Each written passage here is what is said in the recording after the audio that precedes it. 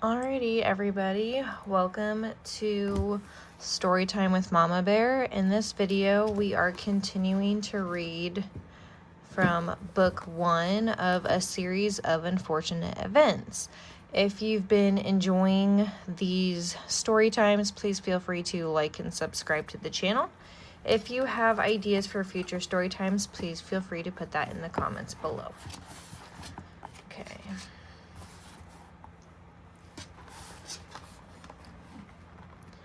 I'm gonna try to read it a little bit differently because it doesn't want to. Okay, we'll see how it goes like this and see if I like it better like this. Okay. Chapter 9. Yes, Count Olaf continued, it certainly is strange to find a child missing, and one so small and helpless. Where's Sunny? Violet cried. What have you done with her? Count Olaf continued to speak as if he had not heard Violet, but then again, one sees strange things every day. In fact, if you two orphans follow me out to the backyard, I think... Oh, like half the thing is cut off for you guys. I think we will all see something rather unusual. The Baudelaire children didn't say anything, but followed Count Olaf through the house and out the back door. Yeah.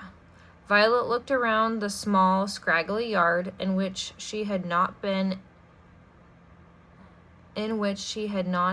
since she and Klaus had been forced to chop wood. The pile of logs they had made was still there, lying untouched, as if Count Olaf had merely made them chop logs for his own amusement, rather than for any purpose. Violet shivered, still in her nightgown, but as she gazed here and there, she saw nothing unusual. You're not looking in the right place, Count Olaf said. For children who read so much, you two are remarkably unintelligent. Violet looked over in the direction of Count Olaf, but could not meet his eyes. The eyes on his face, that is. She was staring at his feet and could see the tattooed eye that had been watching the Baudelaire orphans since their troubles had begun. Then her eyes traveled up Count Olaf's lean, shabbily dressed body, and she saw that he was pointing up with one scrawny hand. She followed his gesture and found herself looking at the forbidden tower. It was made of dirty stone, with only one lone window, and just barely visible in the window was what looked like a bird cage.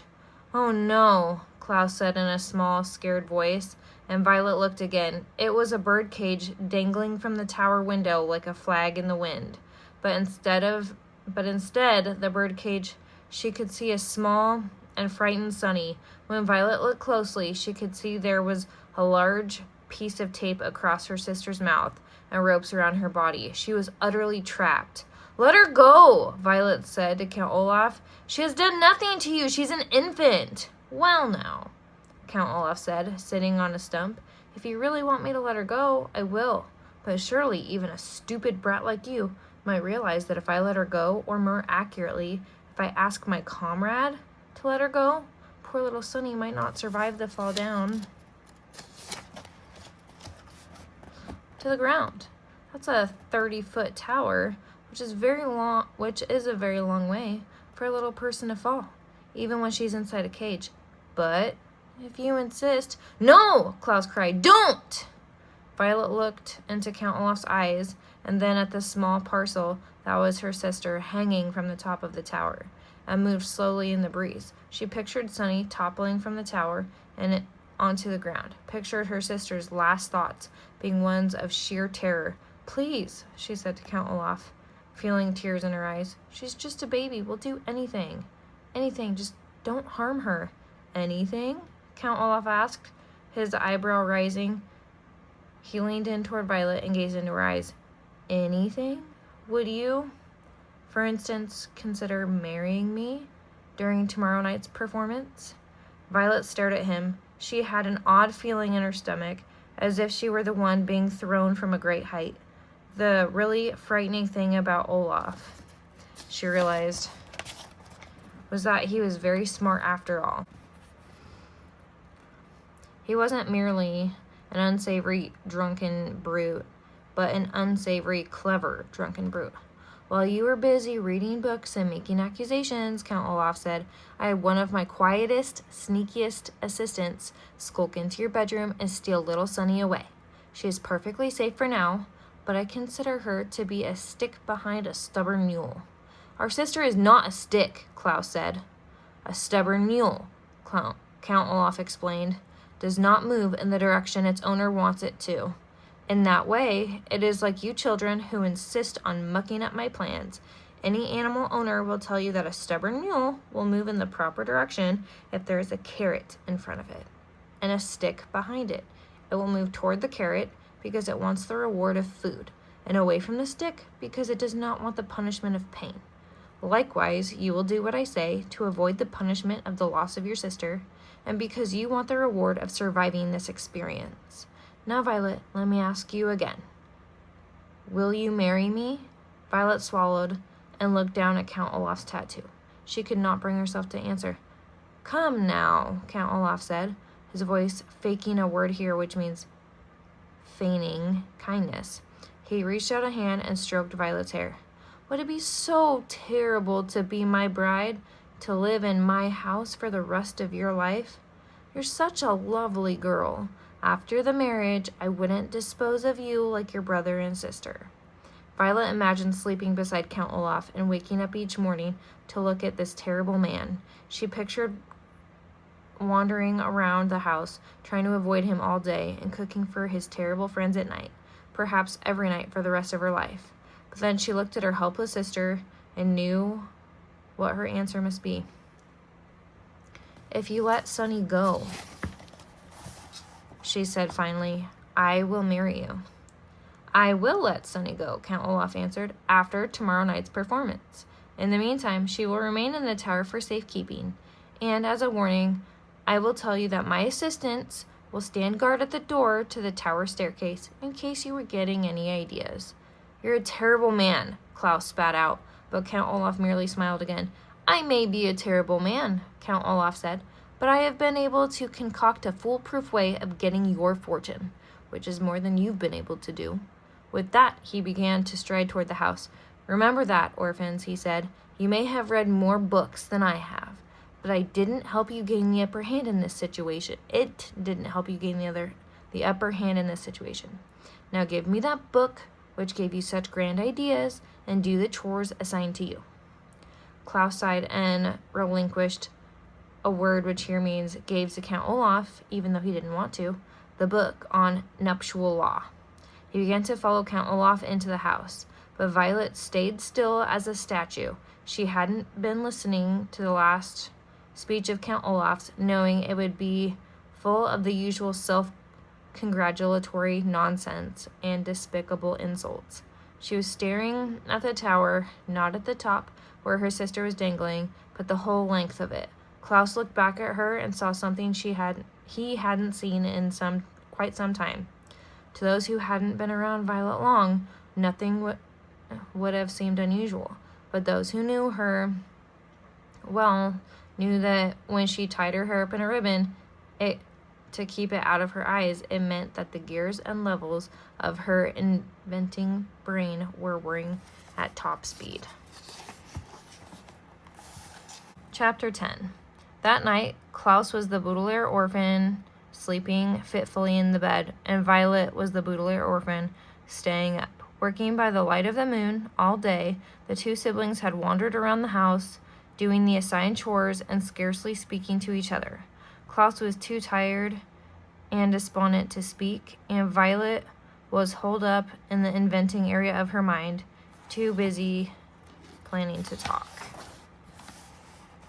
When night approached, Violet gathered up the curtains that had been Sunny's bed and brought them to the door to the tower stairs, where the enormous assistant of Count Olaf's, the one who looked like neither a man nor a woman, was standing guard. Violet asked whether she could bring the blankets to her sister to make her more comfortable during the night. The enormous creature merely looked at Violet with its blank white eyes and shook its head, then dismissed her with a silent gesture. Violet knew, of course, that Sunny was too terrified to be comforted by a handful of draperies, but she hoped that she would be allowed a few moments to hold her and tell her that everything would turn out all right.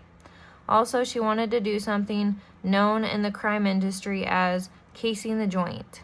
Casing the joint means observing a particular location in order to formulate a plan. For instance, if you're a bank robber, although I hope you aren't, you might go to the bank a few days before you plan to rob it, perhaps wearing a disguise. You would look around the bank and observe security guards, cameras, and other obstacles, so you could plan how to avoid capture or death during your burglary. Violet, a law-abiding citizen, was not planning to rob a bank, but she was planning to rescue Sunny, and was hoping to catch a glimpse of the tower in which her sister was being held prisoner, so as to make her plan more easily. But it appeared that she wasn't going to be able to case the joint after all. This made Violet nervous as she sat on the floor by the window, working on her invention as quietly as she could.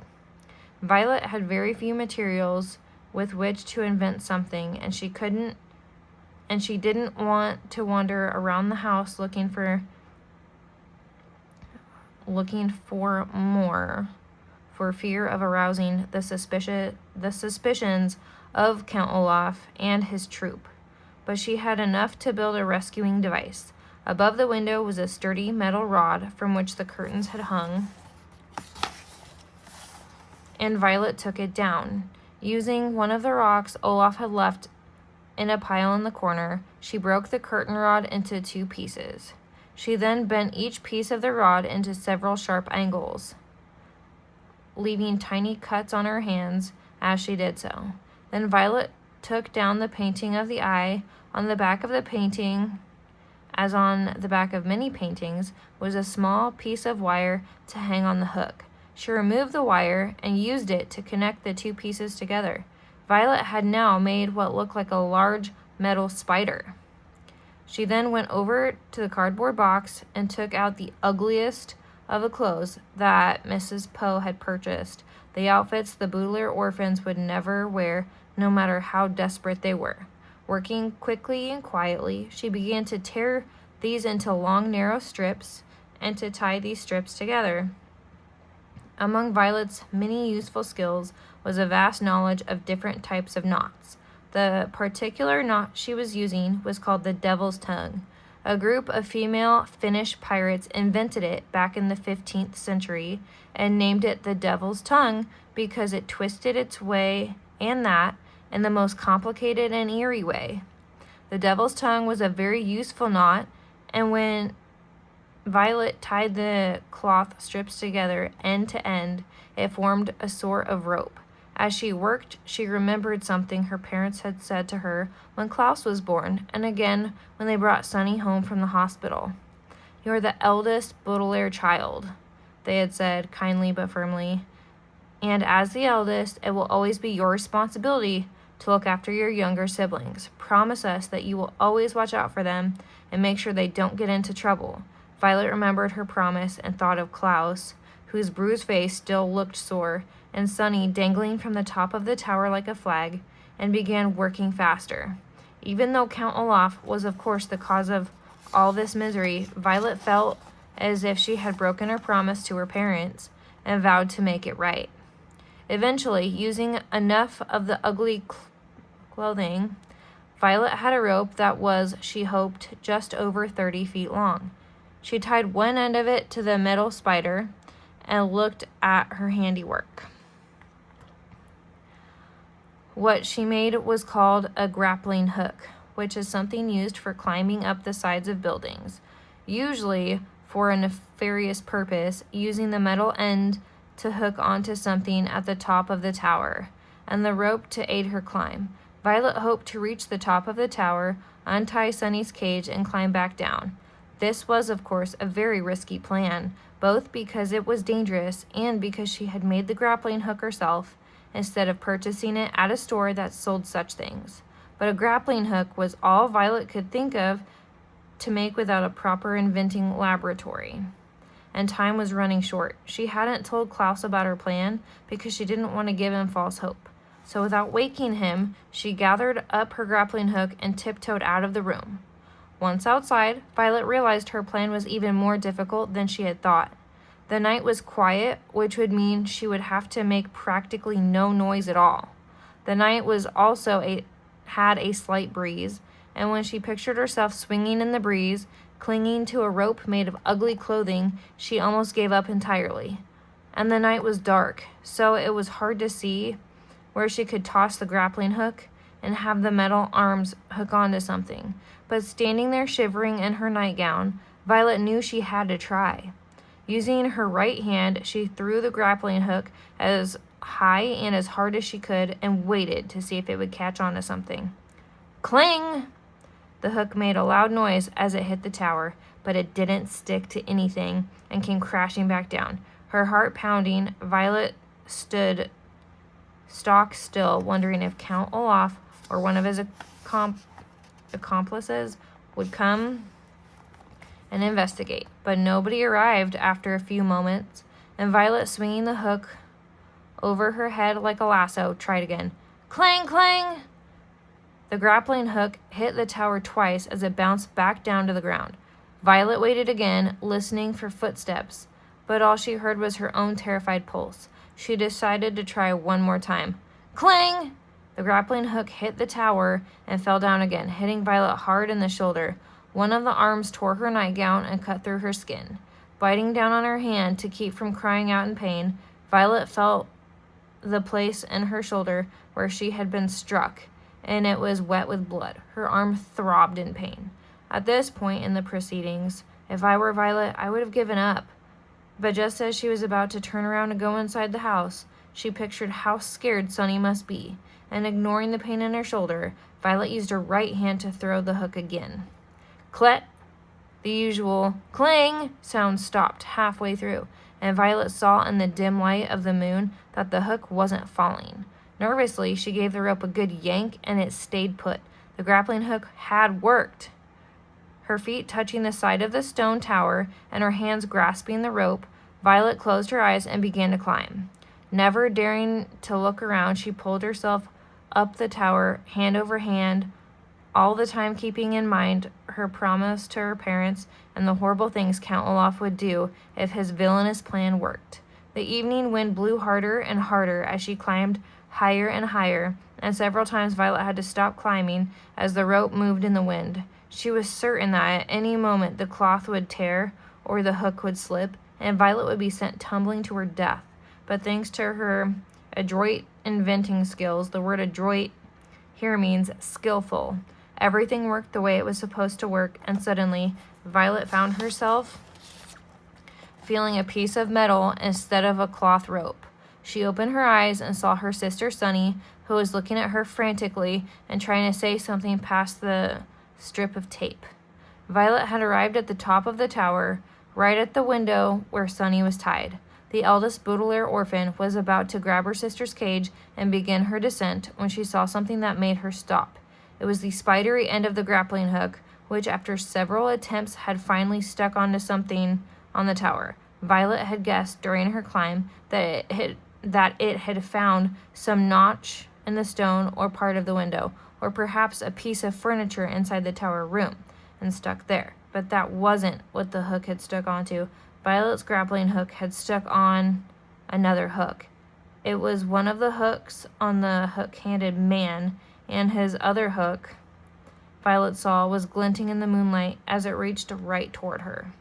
Chapter 11. How pleasant that you could join us, the hook-handed man said in a sickly sweet voice. Violet immediately tried to scurry back down the rope, but Count Olaf's assistant was too quick for her. In one moment, he hoisted her into the tower room, and with a flick of his hook, sent her rescue device clanging to the ground. Now Violet was as trapped as her sister. I'm so glad you're here, the hook-handed man said. I was just thinking about how much I wanted to see your pretty face. Have a seat. What are you going to do with me? Violet asked.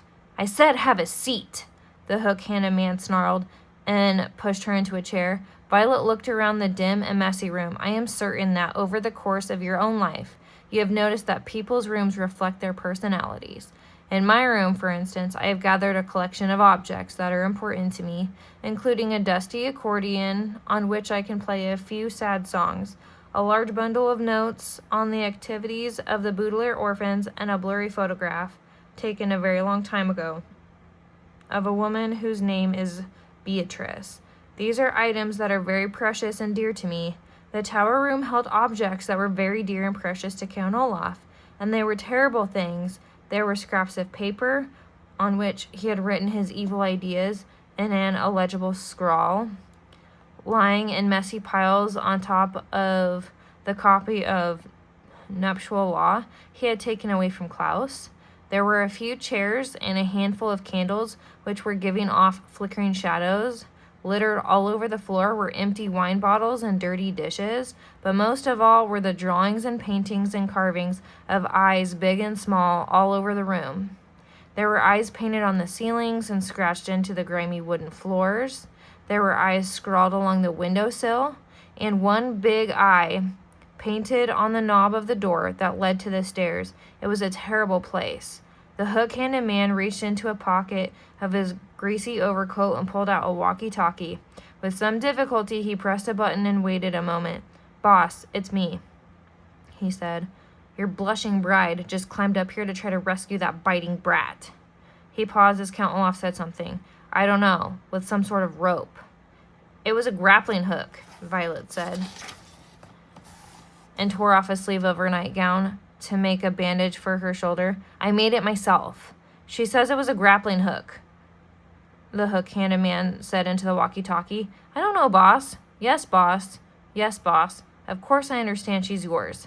"Yes, boss." He pressed a button to disconnect the line and then turned his face to Violet. "Count Olaf is very displeased with his bride." "I'm not his bride," Violet said bitterly. "Very soon you will be," the hook-handed man said, wagging his hook in the way most people would wag a finger.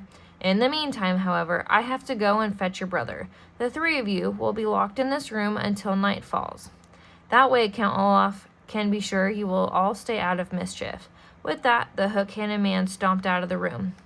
Violet heard the door lock behind him and then listened to his footsteps fading away down the stairs. She immediately went over to Sunny and put a hand on her little head, afraid to untie or untape her sister for fear of incurring a word which here means bringing about Count Olaf's wrath. Violet stroked Sunny's hair and murmured that everything was all right. But of course, everything was not all right. Everything was all wrong. As the first light of morning trickled into the tower room, Violet reflected on all the awful things she and her siblings had experienced recently. Their parents had died suddenly and horribly. Mrs. Poe had brought them ugly clothing. They had moved into Count Olaf's house and were treated terribly.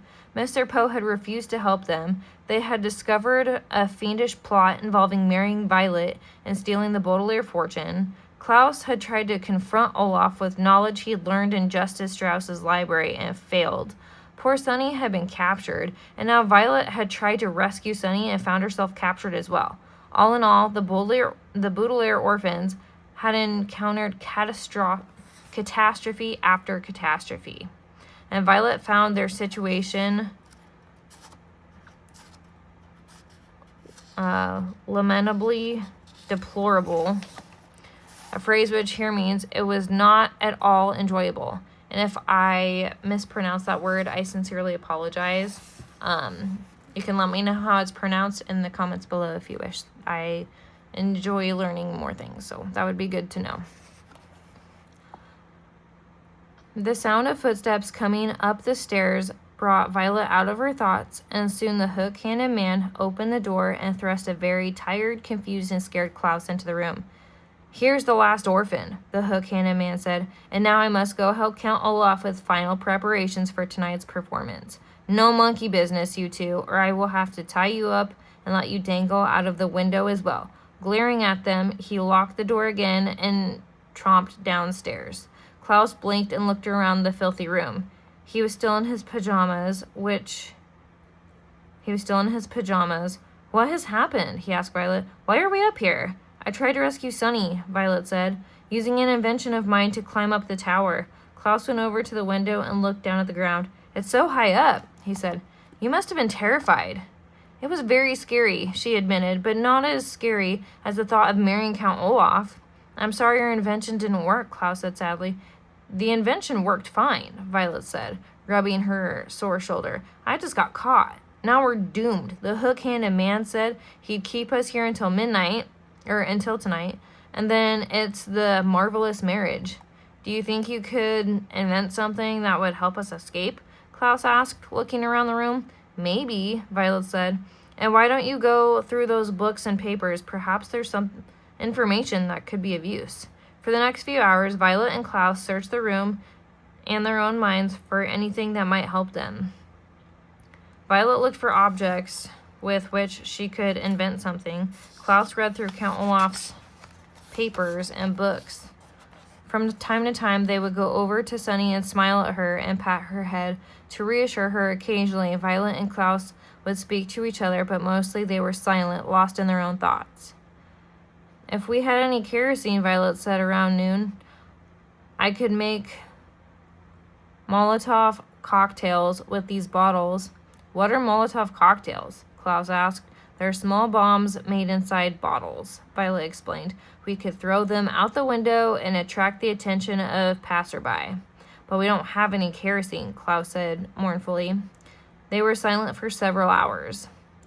If we were polygamists, Klaus said, Count Olaf's marriage plan wouldn't work. What are polygamists? Violet asked. Polygamists are people who marry more than one person, Klaus explained. In this community, polygamists are breaking the law. Even if they have married in the presence of a judge with the statement I do and the signed document in their own hand, I read it here in nuptial law. But we're not polygamists, Violet said mournfully. They were silent for several more hours. We could break these bottles in half, Violet said, and use them as knives, but I'm afraid that Count Olaf's troop would overpower us. You could say I don't instead of I do, Klaus said, but I'm afraid Count Olaf would order Sunny dropped off the tower. I certainly would, Count Olaf said, and the children jumped. They had been so involved in their conversation that they hadn't heard him come up the stairs and open the door. He was wearing a fancy suit, and his eyebrow had been waxed so it looked as shiny as his eyes. Behind him stood the hook-handed man, who smiled and waved a hook at the youngsters. Come, orphans, Count Olaf said. It is time for the big event. My associate here will stay behind in this room, and we will keep in constant contact through our walkie-talkies. If anything goes wrong during tonight's performance, your sister will be dropped to her death. Come along now. Violet and Klaus looked at each other, and then at Sunny, still dangling in her cage, and followed Count Olaf out the door. As Klaus walked down the tower stairs, he felt a heavy sinking in his heart as all hope left him. There truly seemed to be no way out of their predicament. Violet was feeling the same way until she reached out with her right hand to grasp the banister for balance. She looked at her right hand for a second and began to think, all the way down the stairs and out the door, and the short walk down the block to the theater. Violet thought and thought and thought, harder than she had in her entire life. Chapter 12. As Violet and Klaus Baudelaire stood, still in their nightgowns and pajamas, backstage at Count Olaf's theater, they were of two minds, a phrase which here means they felt two different ways at the same time. On one hand, they were of course filled with dread from the murmur of voices they heard on the stage. The two Baudelaire orphans could tell that the performance of the marvelous marriage had begun, and it seemed too late to do anything to foil Count Olaf's plan. On the other hand, however, they were fascinated, as they had never been backstage at a theatrical production, and there was so much to see. Members of Count Olaf's theater troupe hurried this way and that, too busy to even glance at the children. Three very short men were carrying a large flat piece of wood, painted to look like a living room. The two white-faced women were arranging flowers in a vase that from far away appeared to be marble, but close up looked more like cardboard. An important-looking man with warts all over his face was adjusting enormous light fixtures. As the children peeked on stage, they could see Count Olaf in his fancy suit, declaiming some lines from the play just as the curtain came down, controlled by a woman with very short hair who is pulling on a long robe attached to a pulley. Despite their fear, you see, the two older Baudelaires were very interested in what was going on, and only wished that they were not involved in any way. As the curtain fell, Count Olaf strode off stage and looked at the children. "It's the end of Act 2. Why aren't the orphans in their costumes?" he hissed at the two white-faced women. Then, as the audience broke into applause, his angry expression turned to one of joy. He walked backstage, gesturing to the short-haired woman to raise the curtain. He strode to the exact center of the stage and took elaborate bows as the curtain came up. He waved and blew kisses to the audience as the curtain came down again, and then his face once again filled with anger. "Intermission is only 10 minutes, he said, "and then the children must perform. Get them into costumes quickly." Without a word, the two white-faced women grabbed Violet and Klaus by the wrists and led them into a dressing room. The room was dusty but shiny, covered in mirrors and tiny lights so the actors could see better and put on their makeup and wigs. And there were people calling out to one another and laughing as they changed their clothes. One white-faced woman yanked Violet's arms up and pulled her nightgown off over her head and thrust a dirty, lacy white dress at her to put on. Klaus, meanwhile, had his pajamas removed by the other white-faced woman and was hurriedly stuffed into a blue tailored suit that itched and made him look like a toddler. "Isn't this exciting?" said a voice, and the children turned to see Justice Strauss all dressed up in her judge's robes and powdered wig. She was clutching a small book. "You children look wonderful." "So do you," Klaus said. "What's that book?" "Why, those are my lines," Justice Strauss said. "Count Olaf told me to bring a law book to read the real wedding ceremony in order to make the play as realistic as possible. All you have to say, Violet, is, 'I do,' but I have to make quite a speech. This is going to be such fun." "You know what would be fun," Violet said carefully, "if you changed your lines around just a little." Klaus's face lit up. "Yes, Justice Strauss, be creative. There's no reason to stick to the legal ceremony. It's not as if it's a real wedding." Justice Strauss frowned. "I don't know about that, children," she said. "I think it would be best to follow Count Olaf's instructions. After all, he's in charge." "Justice Strauss," a voice called. "Justice Strauss, please report to the makeup artist." "Oh, my word, I get to wear makeup?" Justice Strauss had on a dreamy expression, as if she were about to be crowned queen instead of just having some powders and creams smeared on her face. "Children, I must go. See you on stage, my dears." Justice Strauss ran off, leaving the children to finish changing into their costumes. One of the white-faced women put a flowered headdress on Violet, who realized in horror that the dress she had changed into was a bridal gown. The other woman put a sailor cap on Klaus, who gazed in one of the mirrors, astonished at how ugly he looked. His eyes met those of Violet, who was looking in the mirror as well. "What can we do?" Klaus said quietly. "Pretend to be sick? Maybe they'd call off the performance. Count Olaf would know what we were up to," Violet replied glumly. "Act 3 of The Marvelous Marriage by Al Funkut is about to begin." A man with a clipboard shouted, "Everyone, get in your places for Act 3. The actors rushed out of the room, and the white-faced women grabbed the children and hustled them out after them. The backstage area was in complete pandemonium, a word which here means actors and stagehands running around attending to last-minute details. The bald man with the long nose hurried by the children, then stopped himself, looked at Violet in her wedding dress, and smirked. "No funny stuff," he said to them, waggling a bony finger. "Remember, when you go out there, just do exactly what you're supposed to do. Count Olaf will be holding his walkie-talkie during the entire act. And if you do even one thing wrong, he'll be giving Sonny a call up there in the tower." Yes, Klaus said bitterly. He was tired of being threatened in the same way over and over. "You'd better do exactly as planned," the man said again. "I'm sure they will," said a voice suddenly, and the children turned to see Mr. Poe dressed very formally and accompanied by his wife. He smiled at the children and came over to shake their hands. "Polly and I just wanted to tell you to break a leg." "What?" Klaus said, alarmed. That's a theater term, Mr. Poe explained, meaning good luck on tonight's performance. I'm glad that you children have adjusted to life with your new father and are participating in family activities. Mr. Poe, Klaus said quickly, Violet and I have something to tell you. It's very important. What is it? Mr. Poe said. Yes, Count Olaf said. What is it? You have to tell Mr. Poe, children. Count Olaf had appeared seemingly out of nowhere, and his shiny eyes glared at the children meaningfully. In one hand, Violet and Klaus could see he held a walkie-talkie. Just that we appreciate all you've done for us, Mr. Poe, Klaus said weakly. That's all we wanted to say. Of course, Mr. Poe said, patting him on the back. Well, Polly and I had better take our seats. Break a leg, Boodleairs.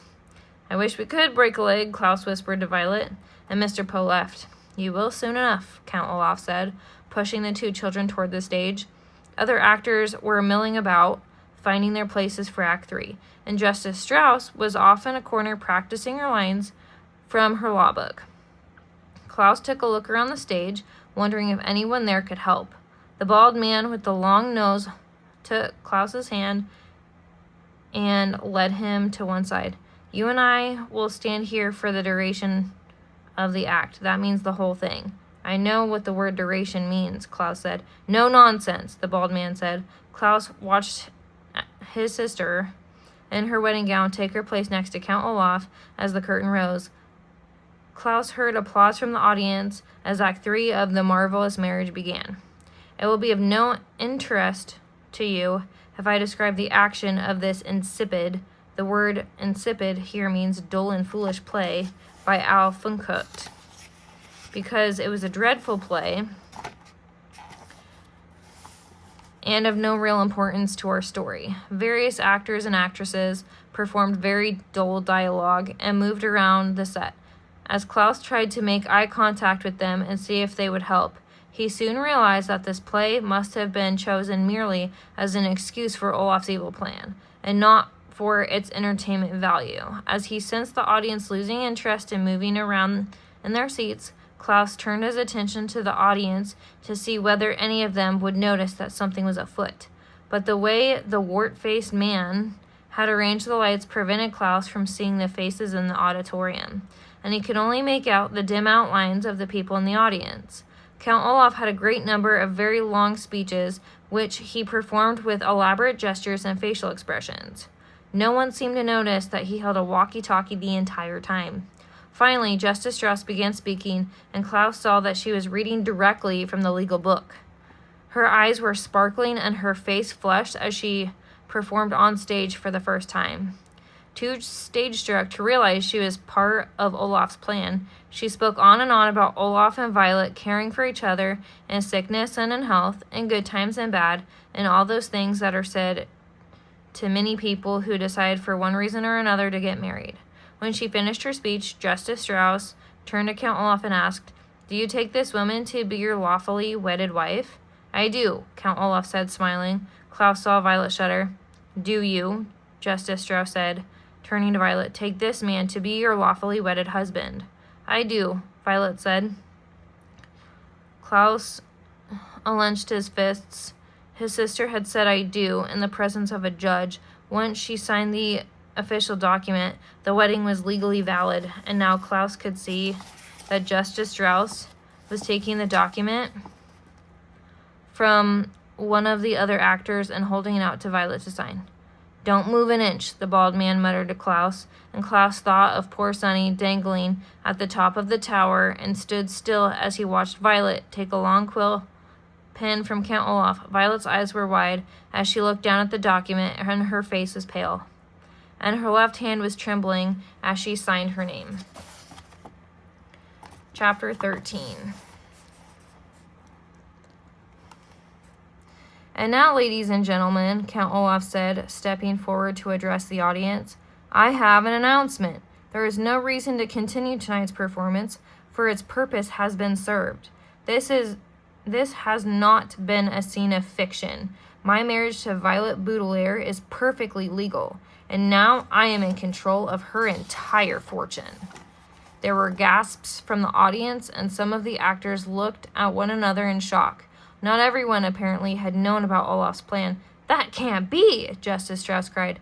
The marriage laws in this community are quite simple, Count Olaf said. The bride must say I do in the presence of a judge like yourself and sign an explanatory document. And all of you, here Count Olaf gestured out to the audience, are witnesses. But Violet is only a child, one of the actors said. She's not old enough to marry. She is if her legal guardian agrees, Count Olaf said. And in addition to being her husband, I am her legal guardian. But that piece of paper is not an official document, Justice Strauss said. That's just a stage prop. Count Olaf took the paper from Violet's hand and gave it to Justice Strauss. I think if you look at it closely, you will see it is an official document from City Hall. Justice Strauss took the document in her hand and read it quickly.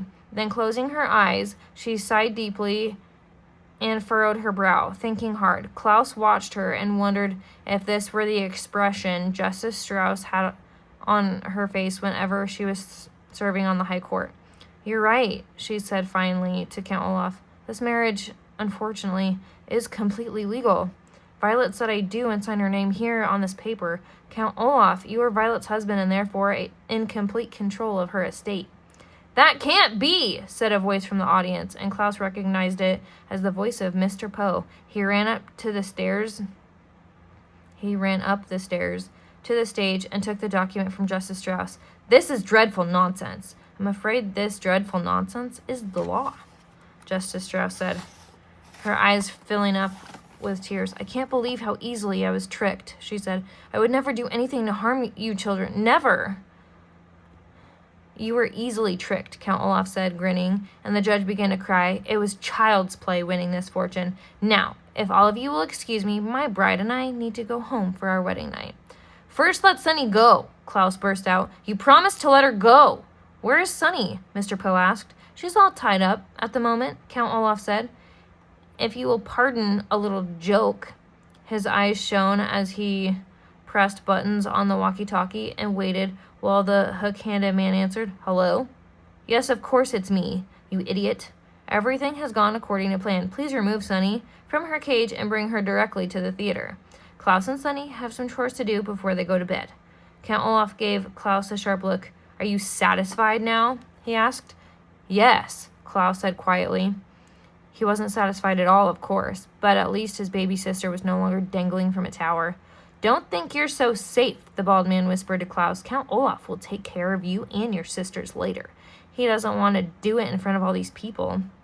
He did not have to explain to Klaus what he meant by the phrase take care of. Well, I'm not satisfied at all, Mr. Poe said. This is absolutely horrendous. This is completely monstrous. This is financially dreadful.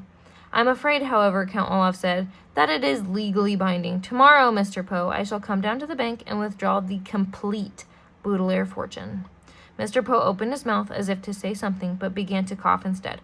For several seconds, he coughed into a handkerchief while everyone waited for him to speak. I won't allow it, Mr. Poe finally gasped, wiping his mouth. I absolutely will not allow it. I'm afraid you have to, Count Olaf replied. I'm afraid Olaf is right, Justice Strauss said through her tears. This marriage is legally binding. Begging your pardon, Violet said suddenly, but I think you may be wrong. Everyone turned to look at the eldest Baudelaire orphan. What did you say, Countess?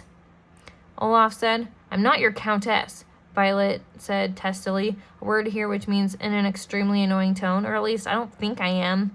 And why is that? Count Olaf said.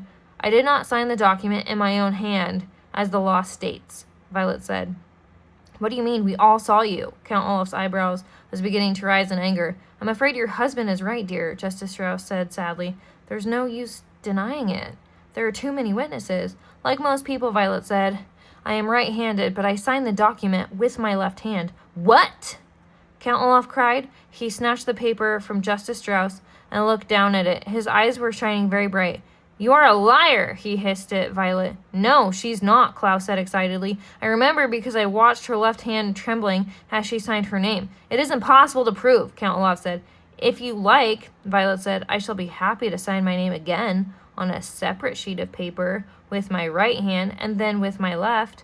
Then we can see which signature the one on the document most resembles. A small detail, like which hand you used to sign, Count Olaf said, doesn't matter in the least. If you don't mind, sir, Mr. Poe said, I'd like Justice Strauss to make that decision.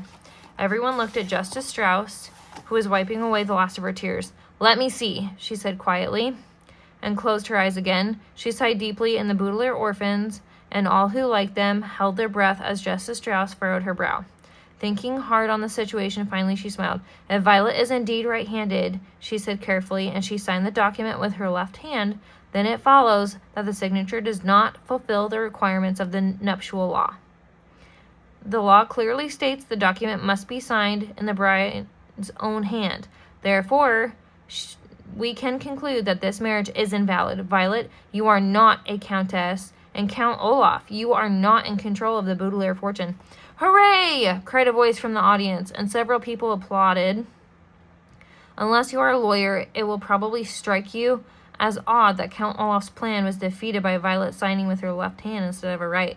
But the law is an odd thing. For instance, one country in Europe has a law that requires all its bakers to sell bread at the exact same price. A certain island has a law that forbids anyone from removing its fruit, and a town not too far from where you live has a law that bars me from coming within 5 miles of its borders. Had Violet signed the marriage contract with her right hand, the law would have made her a miserable countessa, but because she signed it with her left,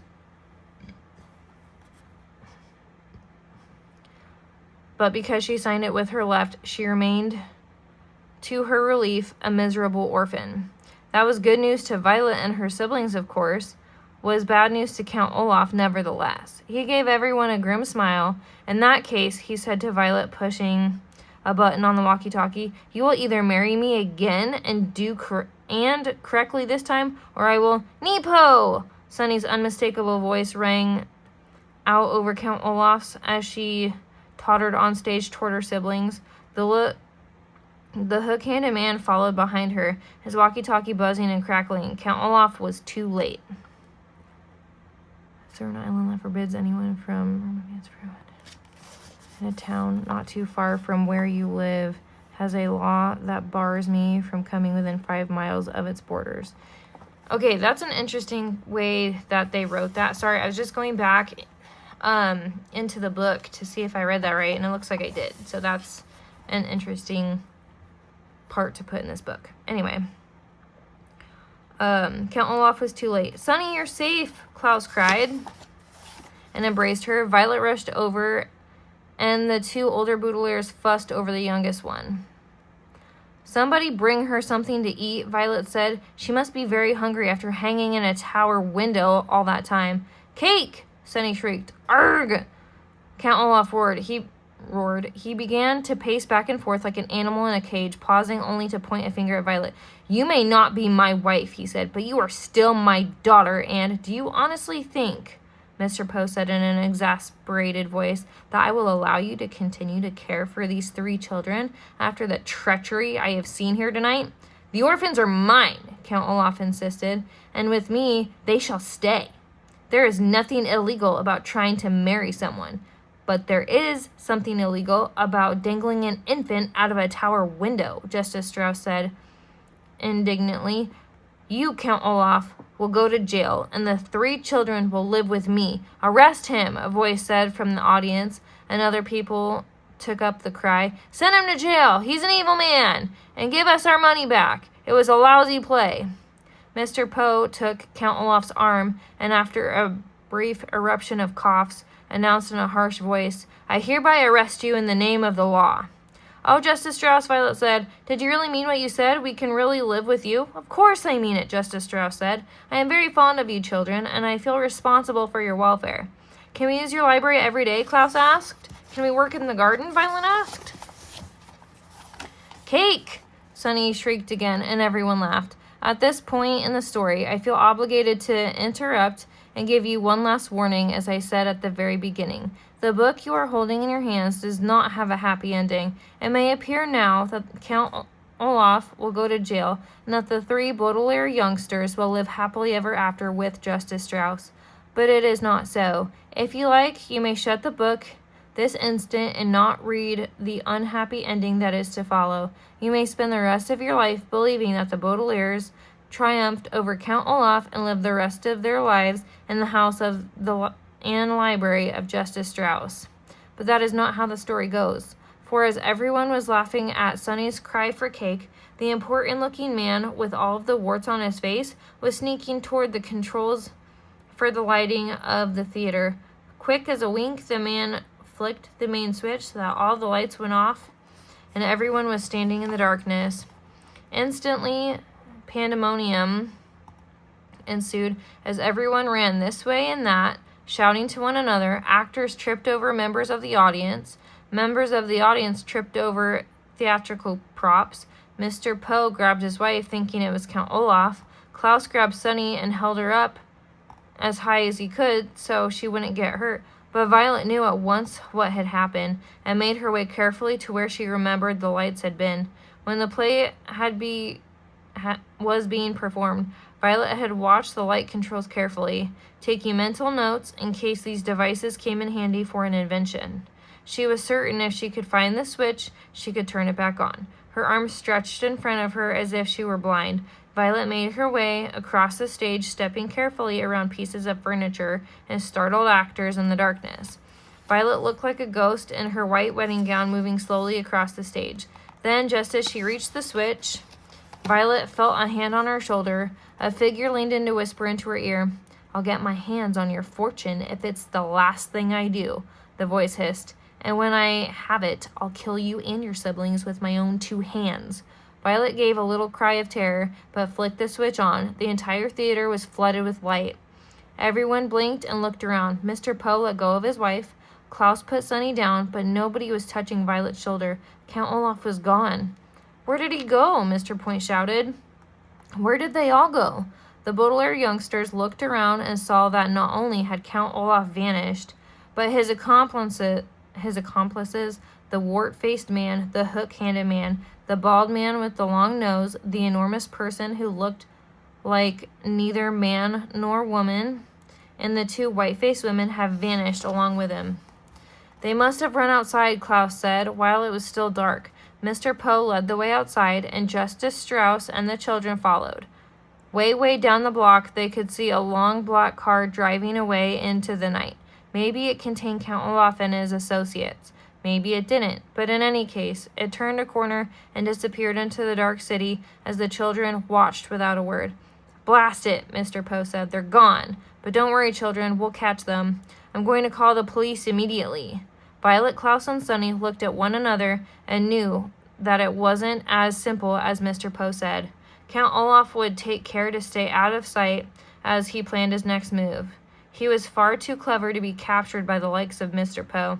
"Well, let's go home, children," Justice Strauss said. "We can worry about this in the morning when I fixed you a good breakfast." Mr. Poe coughed. "Wait a minute," he said, looking down at the floor. "I'm sorry to tell you this, children, but I cannot allow you to be raised by someone who is not a relative." "What?" Violet cried. "After all Justice Strauss has done for us? We never would have figured out Count Olaf's plan without her and her library," Klaus said. "Without Justice Strauss, we would have lost our lives." "That may be so," Mr. Poe said, "and I thank Justice Strauss for her generosity, but your parents' will is very specific. You must be adopted by a relative. Tonight you will stay with me in my home, and tomorrow I shall go to the bank and figure out what to do with you. I'm sorry, but that's the way it is." The children looked at Justice Strauss, who sighed heavily and hugged each of the Baudelaire youngsters in turn. "Mr. Poe is right," she said sadly. "He must respect your parents' wishes. Don't you want to do what your parents wanted, children?" Violet, Klaus, and Sonny pictured their loving parents and wished more than ever that the fire had not occurred. Never had they felt so alone. They wanted very badly to live with this kind and generous woman, but they knew that it simply could not be done. "I guess you're right, Justice Strauss," Violet said finally. "We will miss you very much." "I will miss you too," she said, and her eyes filled with tears once more. Then they each gave Justice Strauss one last embrace and followed Mr. and Mrs. Poe to their car. The Baudelaire orphans piled into the back seat and peered out the back window at Justice Strauss, who was crying and waving to them. Ahead of them were the darkened streets where Count Olaf had escaped to plan more treachery. Behind them was the kind judge who had taken such an interest in the 3 children. To Violet, Klaus, and Sunny, it seemed that Mr. Poe and the law had made the incorrect decision to take them away from the possibility of a happy life with Justice Strauss, and toward an unknown fate with some unknown relative. They didn't understand it, but like so many unfortunate events in life, just because you don't understand it doesn't mean it isn't so. The Baudelaires bunched up together against the cold night air and kept waving out the back window. The car drove farther and farther away until Justice Strauss was merely a speck in the darkness, and it seemed to the children that they were moving in an aberrant, the word aberrant here means very, very wrong and causing much grief, direction. All right, so that finished book 1. Apparently, I have been reading for about an hour, so hopefully this uploads well. I hope everyone enjoyed the first book. The next story time we're going to do is probably going to be book 2, but we'll, keep that open. If anyone has any ideas for future story times or videos, please just let me know in the comments. If you're enjoying these story times, please feel free to like the videos and subscribe to the channel. Other than that, I hope everyone has had an absolutely wonderful day, and we will see you next time. Bye.